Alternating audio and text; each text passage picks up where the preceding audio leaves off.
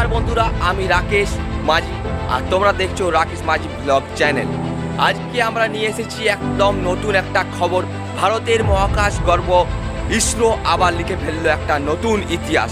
কারণ 2 November 2025 Sriharikota Satish Dhawan space centre থেকে সবচেয়ে ভারী কমিউনিকেশন স্যাটেলাইট সফলভাবে উৎক্ষেপণ করেছে।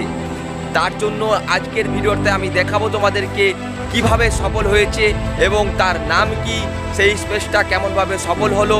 এবং তোমরা দেখো এই ভিডিওটা সম্পূর্ণ, আমি তোমাদেরকে পুরো ডিটেলসে বলবো। ভিডিওটা শুরু করছি, চলো। এই রকেটের মাধ্যমে যে স্যাটেলাইটটা পাঠানো হয়েছে সেটি ভারতের যোগাযোগ ব্যবস্থাকে আরও শক্তিশালী করবে।